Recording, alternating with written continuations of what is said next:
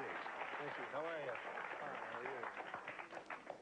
This is Khalid Muhammad, former national representative of Minister Louis Farrakhan of the Nation of Islam. Mr. Muhammad is the man who made so many of the front pages of America's newspapers with a speech at Kean College, which so many people called anti-Semitic and a lot of things. At the very least, racist. You remember the comment? He picked up the Pope's dress, and let's see what's under that dress.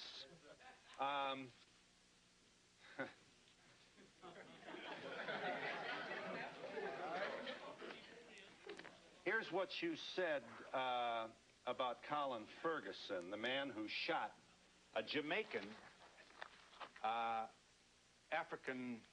black male who shot 6 people on the Long Island train. Mr. Muhammad speaks.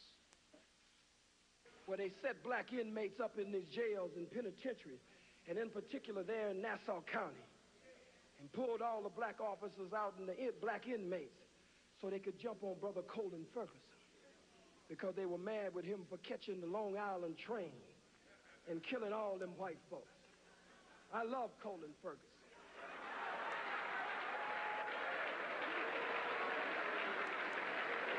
I have no official position, so I can say I love him. You love a man who randomly killed 6 people on a commuter train? I love Colin Ferguson just as much as the masses of white Americans love General Schwarzkopf, General Westmoreland, General Patton, General MacArthur, and Eisenhower. America awards her killers, and they get ribbons and stripes and bars. I'm sensitive to the pain and suffering of the loss of life on that train, but I'm one of the rebellious slaves. And so when black people stand up out of pain and suffering and frustration, I understand after 500 years. You also,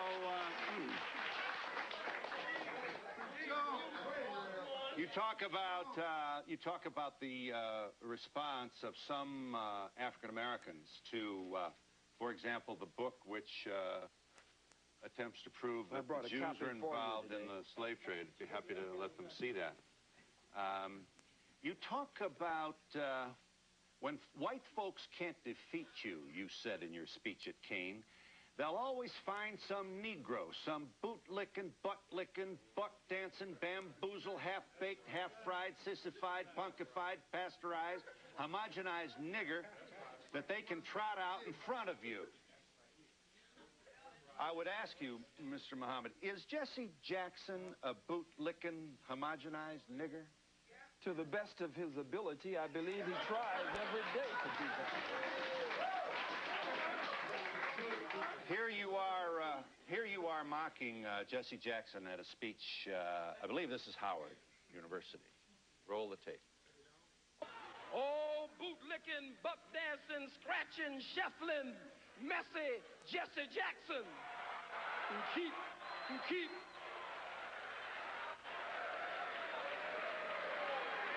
I am a somebody. I am a somebody who keep hope alive. I am a somebody. I don't rightly know who the hell I am, but I am somebody. Yeah. Are you an entertainer, or are you a committed person to black people? I'm so glad you asked that question. I believe that the liberation and salvation of the black nation must be brought about by black people gaining a thorough knowledge of self after our 500 to 6,000 year Holocaust, where we have lost over 600 million. And so I believe that that education process must be a process of 2 steps: inspiration and information. So I seriously give information, but black people are a people of rhythm and spirit, so I also give inspiration.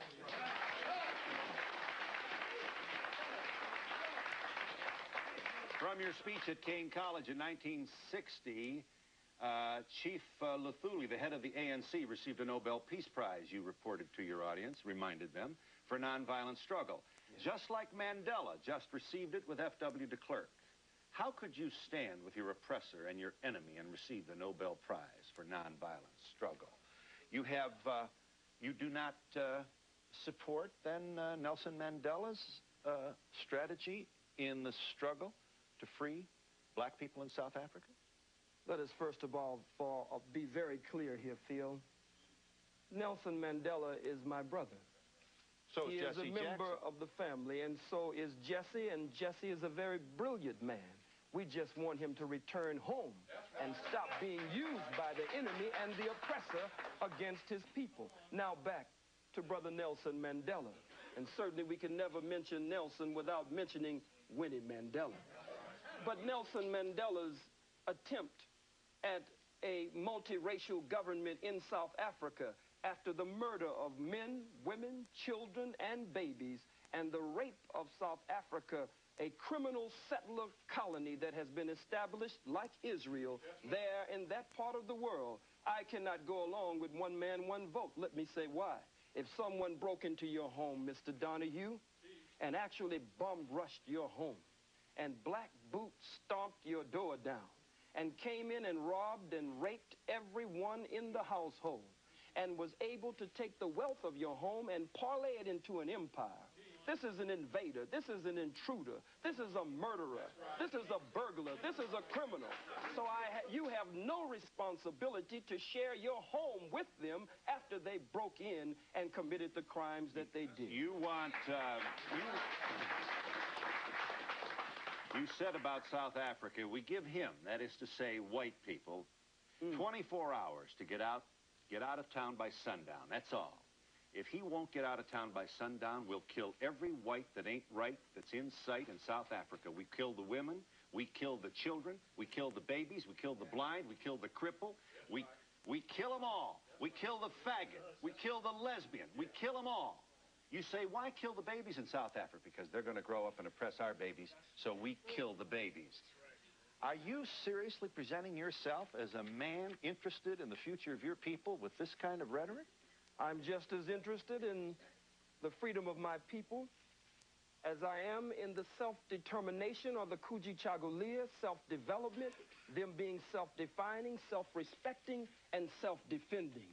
If the white man has killed millions of our people, and you cannot deny the undeniable and indisputable and irrefutable truth, fact, proof, and history of their bloodshed there in South Africa. I said it would be merciful if they would leave.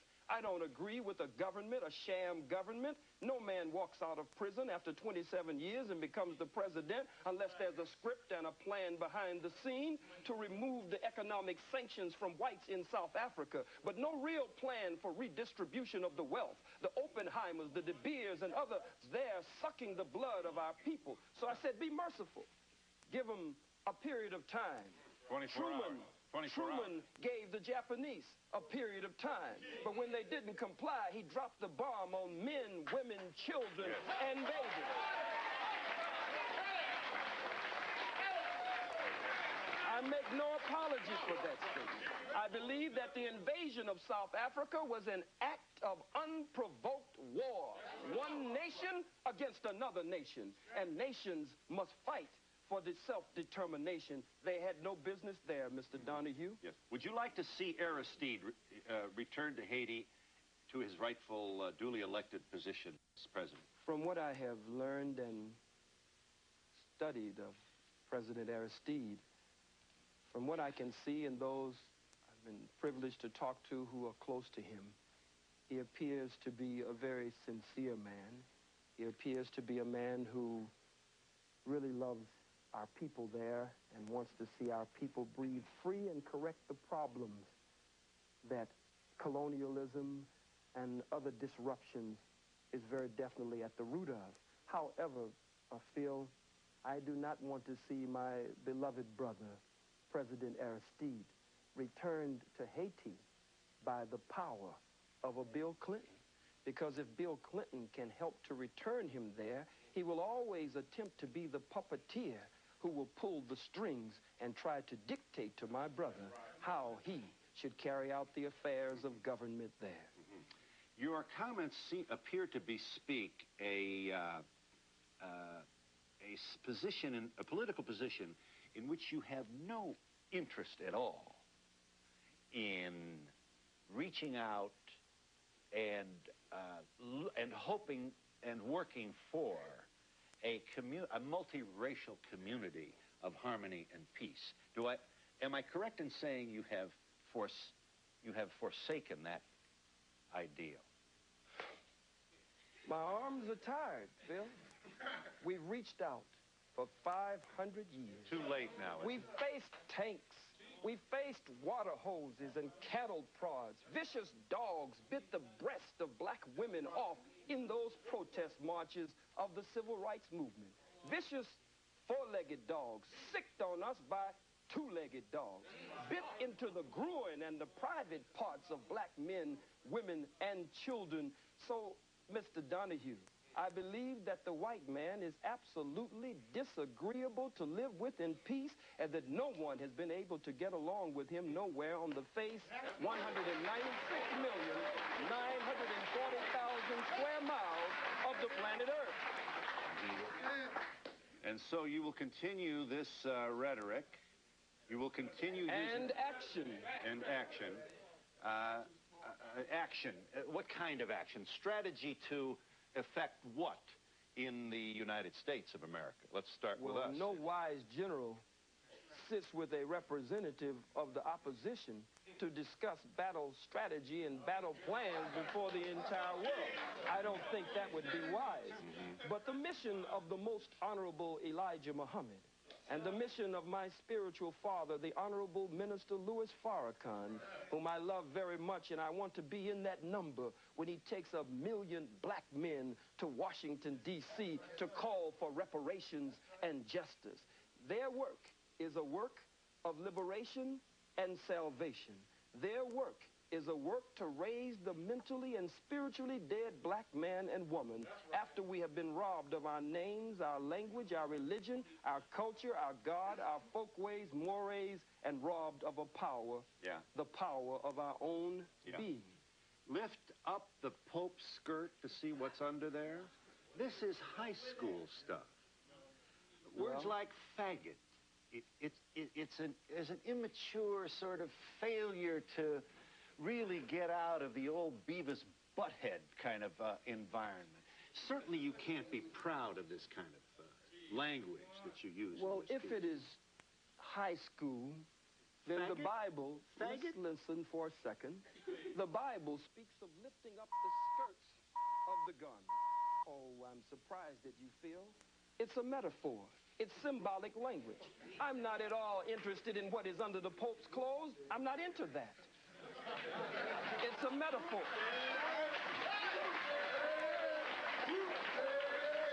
Let's see what's under there. But it is a metaphor to say, let us expose the Pope, according to H. Shelton Smith, President Emeritus of Duke University, in his book entitled, In His Image, quote, the Catholic Church and the Pope were directly involved in the institution of slavery. They financed slavery and gave the okay that it was good business to sell Africans. Lift up the skirts of his garment so that we can see the shame and reveal what has been hidden. But it has nothing to do with sexuality whatsoever. Well, what do you suspect has been hidden? I believe that it has been perpetrated before the world to discover what it might be. Well, we're saying lift up the skirt again. I don't believe you're missing what I'm saying. Well, lifting up the skirt again, as the scripture says, raising the skirts of the garment. I'll say it once more for you, and only once more. Has to do with revealing the history, the hidden history. When you lift up someone's garments, then you show their shame. You show up their private parts, that which they normally hide from the rest of the world. I'm not dealing with organs under the garment. I'm dealing with the organ of slavery and those parts that have been kept private from the masses of the people. We are in New York City with Khalid Muhammad, and we'll be back in just a moment.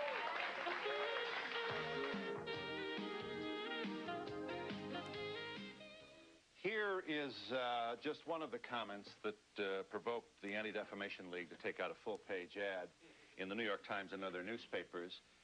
What the ADL did essentially was publish in the New York Times some of the things that you said.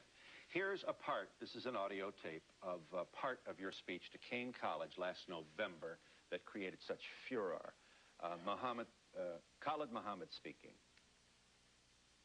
The hook-nosed, bagel-eating, locks-eating, imposter perpetrating a fraud, Johnny-come-lately, just crawled out of the caves and hills of Europe, wanna be you. Not presuming you haven't been asked this before, but may I ask you kindly to speak to the loved ones of Schwerner and Goodman, who died with one of your brothers, Cheney, buried in a shallow grave in the South in the middle of the Civil Rights Movement because this black man was seen with two white Jews down there causing trouble, trying to promote the civil liberties of your people. Two Jews found in a shallow grave. I happen to have met the mother of one of these very brave people. And when she sees this, we can only speculate what must go on in her heart. You would want to say what to her? I don't have anything to say to her. You just condemned all Jews with that observation, with this alliterative kind of Jew bashing that so excites your largely male audiences. Well, I wonder why. It means that I speak the truth. I speak to the pain and hurt of the masses of black people. I speak that which many of them wish they could say. That's why they cheer and applaud. Speak to Mrs. Goodman's and I speak that also, which many of them only whisper behind closed doors. I think it is very arrogant to put this on the screen, and for you and for others to attempt to tell me, one of the Holocaust victims of the African Holocaust, displaced in the death and decadence of the diaspora of the Western world after having been robbed and raped and murdered, to tell me how to hurt. These are strong words that you put on the screen. But you cannot tell the aggrieved and the victim, as I was talking to Brother Malik Zulu Shabazz, the young student warrior from Howard University, and we were going over this.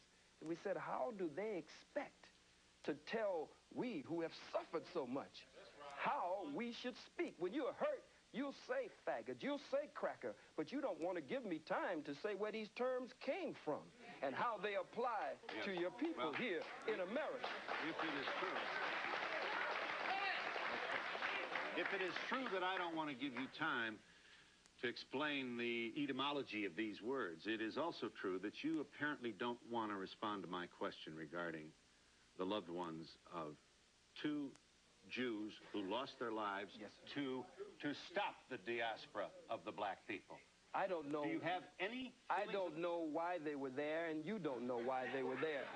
But really? I must say this. So you're wondering whether they were there for your people? I'm not wondering at all about them. I'm concerned with the suffering and the pain of the masses of black people. No one wants to pay reparations. The Jews received over $100 billion in reparations and gets $4 billion annually. A Holocaust museum was set up for them on this soil for over $200 million, and they get $21 million annually just for operating expenses. But the Catholic Church, the Pope, the Jews, the Arabs, white people in general, no one wants to pay reparations to these, the sons and daughters of Africa. So I speak to them. I speak to them. I don't speak to the family of those two Jews. There are too many of us for me to speak to them. You don't want to take any time to make any particular We've given statement. all the time we've been in America. Now it's time we do something for ourselves. We are the same people, Phil, that when you beat us and rearrange our eyeballs in the socket and rearrange our face and beat us and stomp us before the world, we're the same people that get up because God just made us with tender and sensitive hearts as his chosen people and say, well, can't we just get along? Be united.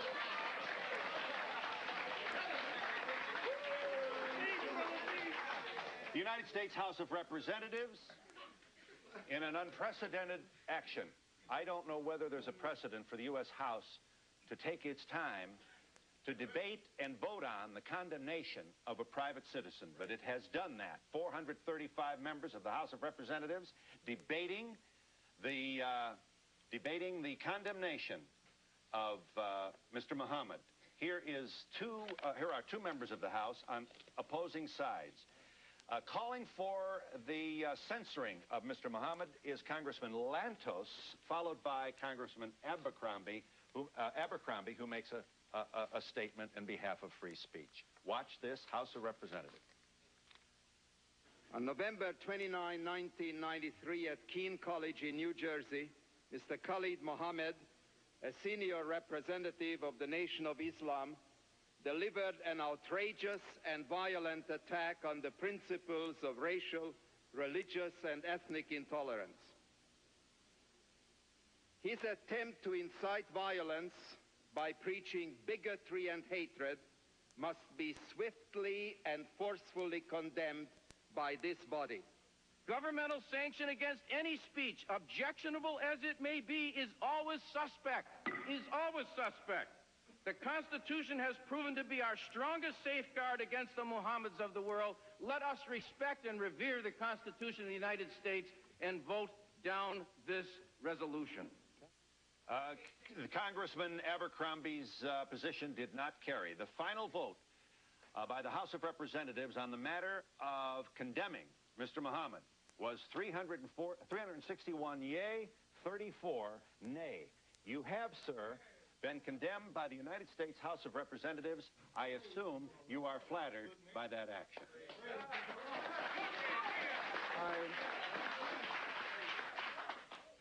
I believe that my ancestors, I believe that the blood that cries out from the grave of my ancestors who went to an untimely death at the hands of the white wicked slave traders, I believe that they cry out. Their spirit is around me, and their spirit emanates from me. And I believe that as a righteous man of God, but as a freedom fighter and a revolutionary, it is one of the greatest honors that could be paid.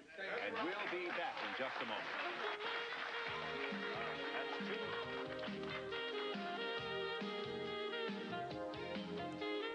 I have one question for the white audience that's watching this.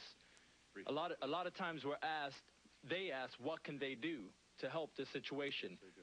And I feel that they should go over to their people and represent this issue the same way this brother puts his life on the line for us. They should be doing the same thing, because otherwise it's going to be a one-sided view. They need to reach their people as well. Yes.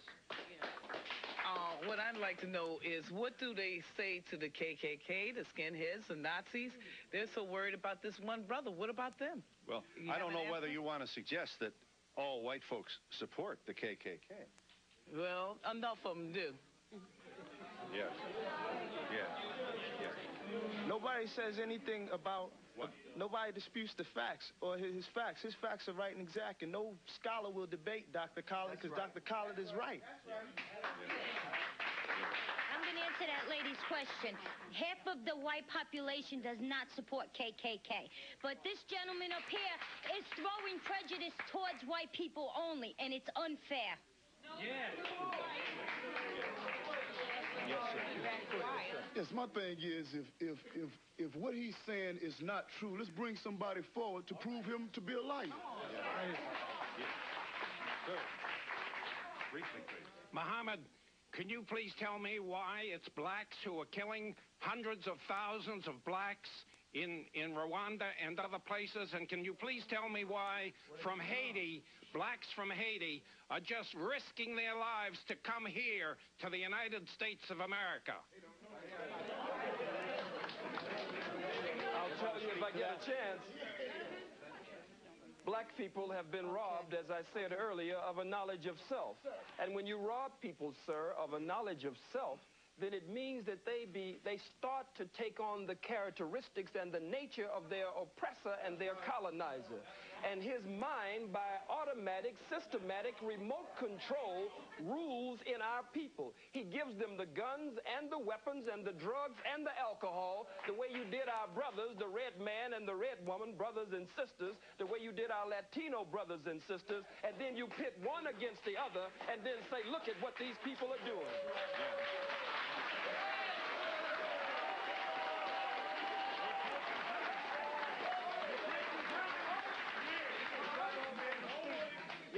Adolf Hitler perpetrated the Holocaust. May I have your attention, please? Thank you. Adolf Hitler perpetrated the Holocaust on 11 million people that died, 6 million of which were Jews, 5 million were others. Am I to understand that you would very much support his way of doing things, and him, for that matter? Sir, this is not reverse racism nor discrimination that you could tie into your statement on Hitler. If the slave master is whipping the slave and blood is running down the slave's back, and that's incidentally where the term cracker comes from the cracker man who had the crack of the whip on the slave's back. But if the slave takes the slave master's whip from him and starts whipping the slave master with his own whip, that is not reverse racism, that is not reverse discrimination, that is the slave getting out from under the yoke of bondage and oppression. I don't advocate what Hitler has done before the world. Hitler's struggle. I went to the Holocaust Memorial Museum, and I tried to separate Hitler as a freak of nature from the rest of white people. But after all that we have gone through, I know that there's a little bit of Hitler in all white people and a lot of Hitler in And we'll be back in just a moment.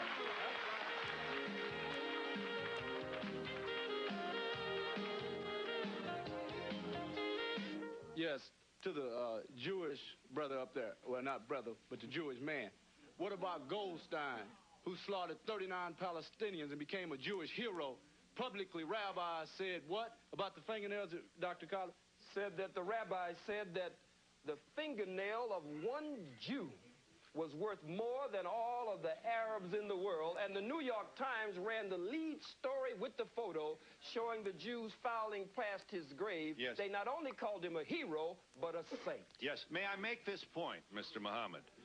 The atrocity perpetrated by Goldstein was roundly and publicly condemned by the entire leadership of the Jewish community in America, as well as the leaders of the state of Israel. Let me ask you this. They publicly condemned that action, and I can't even get you to look into the camera and convey even the remotest notion that you have in your heart some love for two Jews who died trying to save black people in the South. I speak of You cannot get me to look into the camera and do that. Now, may I ask you to kindly speak to that? You cannot get me to look into the camera and show love for two Jews. I don't even know them. I live with this pain and suffering every day among my own people. Look at our babies. They're in the Oakland, in the Bay Area. They're watching Schindler's List. You have your Schindler's List, but for us, it's been a swindler's list because someone is attempting to steal our birthright. They stopped the movie. Take our babies out of the movie as though it's such a moral outrage.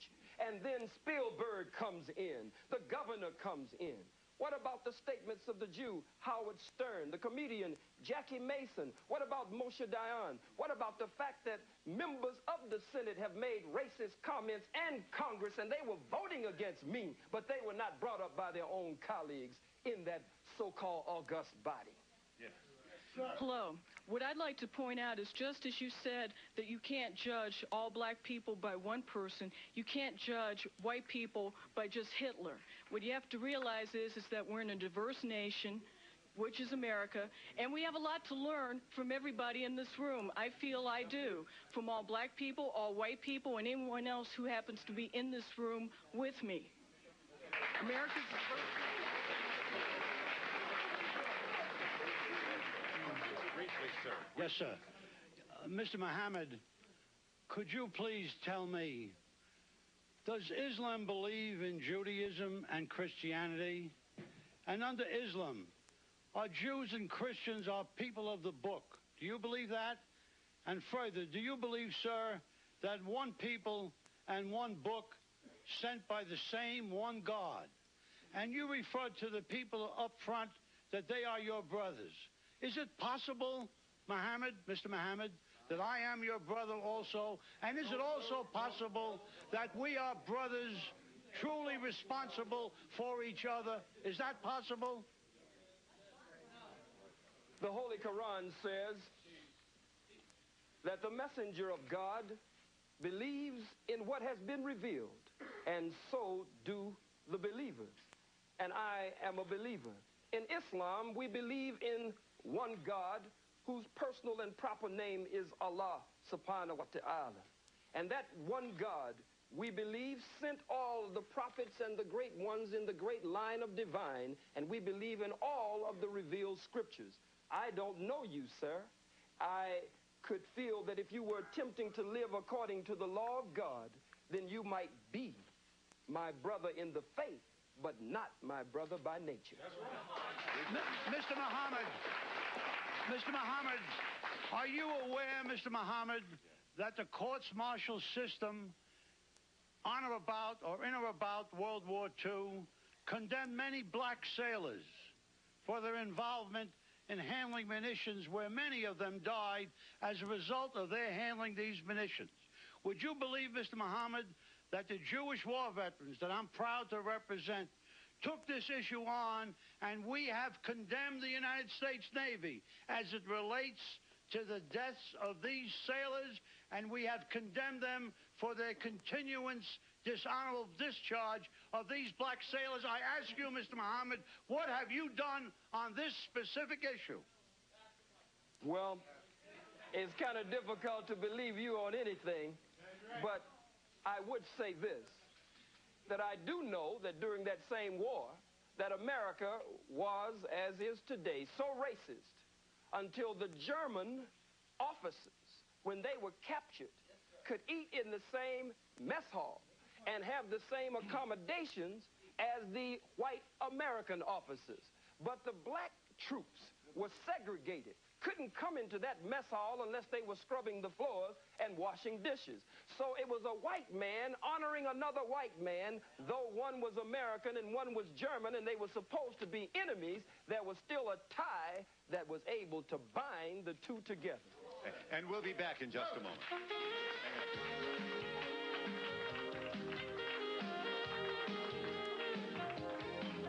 Yes, you want to show that? What is that? Is that a... It's a black man being burned alive with an audience like this cheering and applauding and tiptoeing to get in the picture. Mm-hmm. Yes, ma'am. Yes, hi. Yes. I'm representing Queens College, and everyone is talking about what's been denied, but the problem that we have as students is our history is not being taught in the textbooks. Right. And by me being a student and a citizen of America, I would like to know, when is that time going to come so you can learn about my history and understand my people? We are not in your books. Yes. Sir. Yes, Phil, I like to say that, you know, what he's saying is being backed up by Jewish scholars as well. This is not only the information that Khalid has. Jewish scholars have the information. I'm from Fort Worth, Texas. He came to Fort Worth, Texas, where the police department is killing black men wholesale. 6 black men have been killed in less than a year. But through his effort, there's been a change on the gang members' part in our community. So we appreciate Brother Khalid. Yeah. This Yes, sir. Being an educated college person, I see that you can always bring up events like this, that where people have been killed in mass murders from all people. Let's learn off the past and not make high school comments like yours and put down Hitler-like manners and try to form peace and learn off the past and from the future. Sir, you wanted to say. Sir. Right here. Yes, sir. I'd like to see us lay to rest this whole notion of anti-Semitism. The one thing that is an incorrect statement, because the whole idea of a Semite, Semites were people who lived in southwestern Asia, including northeast Africa and the Arabian Peninsula, who spoke Ugaritic, who spoke Ge'ez, who spoke Ethiopic, spoke Hebrew, who spoke Arabic. Those are our people. We are a Semitic people. Therefore, we cannot be anti-Semitic. Ashkenazic Jews are calling us anti-Semitic. We cannot be anti-Semitic because we are the descendants of a Semitic people. Let's lay that to rest. That was a weapon in the hands of the Jews since 1870. They used it against other people, but it doesn't work against people in Northeast Africa. Thank you. Beautiful. Sir, I can't believe exactly what I'm hearing. We went to war in World War II to fight for the freedom of speech. We didn't fight for freedom of speech of hatred. Many of our members, I'm the National Commander of Jewish War Veterans, and over 50,000 of our men died fighting for your right to free speech here now. I don't understand why you come out with such hatred. Phil, excuse me, Phil. Yes. Mr. Muhammad. Sir. You make me sick to my stomach with that. Because at the same time that you were fighting, you were not fighting for the freedom and independence of black people. Soldiers, black soldiers in segregated companies lost their lives on foreign soil there, but would have to come back and fight just to get a bite to eat and not have to go to the toilet on the side of the road somewhere in the bushes. So you're nothing but hypocrites, and you won't pull that small-time stuff over on me.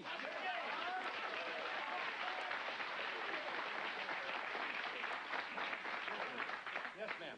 Why don't we talk about how the merchant Jews come into our black neighborhoods and they suck the life and the money out of our neighborhoods and put it back into their neighborhoods? Briefly, sir. Briefly. First of all, I'd like to say peace to all the gods and the earths and all the people that came here to represent. Brother Khalid is definitely a true warrior in the cause of black struggle. What I'd like to say as a young black youth is that I feel that America has subjected me to a Holocaust. You understand? From all my ancestors all the way back to even right now, Rodney King, the brother Staten Island, all we've been subject to is death and destruction here. And as far as Jewish people, in the Bible, it say that ye are of the synagogue of Satan. And I'd like to ask you people, why do you feel that you have cornered the market on sympathy, and why can't you feel the pain of the black Holocaust? Why do you think that when we say the black Holocaust that it's some blasphemous statement? I'd like for y'all to address that. Yes. All right. Beautiful. First of all, yes, first of all, with regard to the last speaker, the NAACP was partially founded by Jews. But now I'll get to my question. All right, now let me just say one final point. Eldridge Cleaver once said, if you're not part of the solution, you're part of the problem. And I'd like to just end this show, hopefully, by some positive note and ask Khalid if perhaps he'd tell us what his real agenda is. Is it just to go out and try to talk about hating people, or are we going to have a race war, or are we going to have cooperation? We're going to try to work together. Yes, thank you for the question. I'll give you an opportunity to answer that question when we come back in just a moment.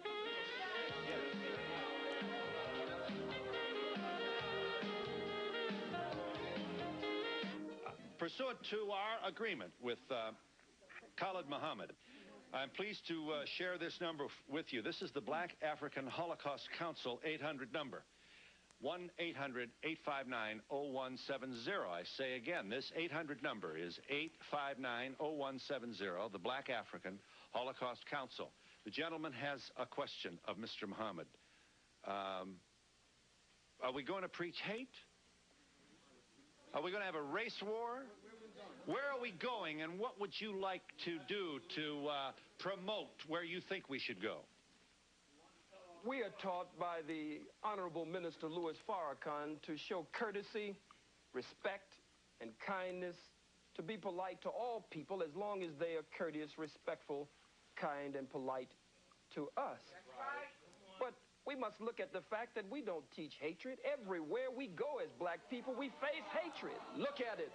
Look at it. Angel food cake, white people say, is white. Devil's food cake, you say, is black. You wear white to weddings and black to funerals.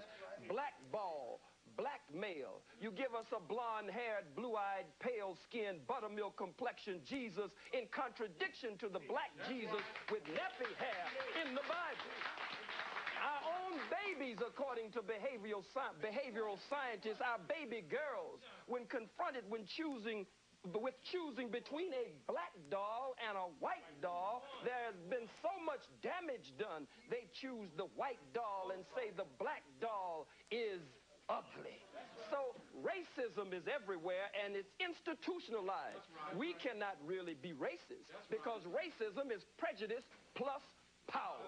Nothing I say up here nor anywhere in the world will impact, stop fronting, will impact on any white folks in this audience on your job, in politics, in economics, in housing, in the society. We don't have the power to do that, so we cannot be racist. You know what I'm saying?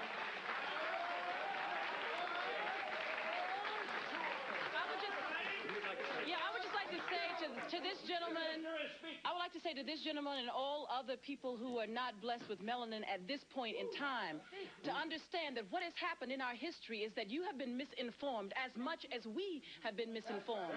Much of the information that is brought forth, not only from Dr. Muhammad, but other areas, other scholars, are not available to you, as the sister said, in your curriculums that you have for 400 years when you did not allow us to read and write and was being hidden. Whether you, sir, personally did that or not, it was a legacy that was passed on to you. And I end by saying the Holocaust is simply the greatest atrocity on film. Ours was not filmed. Thank you.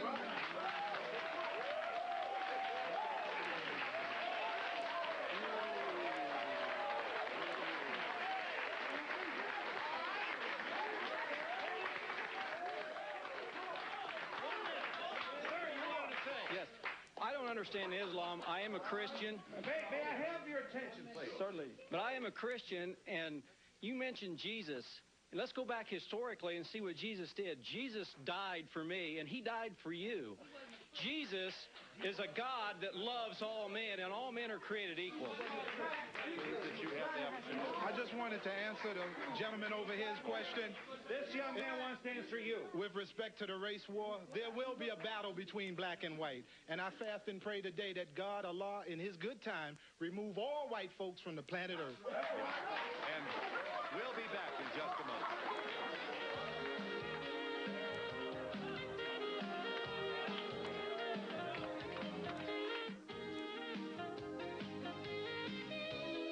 I feel the gentleman over there made an incorrect statement. That really was not necessary. That's all. Okay. Yes. Seconds left. Second. Yes, ma'am. I just want to say Yes, ma'am. that my love and loyalty goes to Dr. Muhammad. And sister over here is a little lost. She got the contact lenses in, you know, the fake lenses. But we won't go into that. You know, it's no news. All right. My point is, there is, you know, we seem to be attacking issues that really have no relevance. This is one man making a statement that is factual, like brothers and sisters said. These are in the books written by Jewish scholars, not by him. He's just quoting, and we're attacking him. So, what's the name of this book, brother, please? Secret Relationship Between Blacks and Jews. Okay. Yes. I have time only to thank you all for your contribution to our discussion. Thank you for joining us. Join me in thanking all the speakers for their contribution. Services provided and promotional fees paid by the following.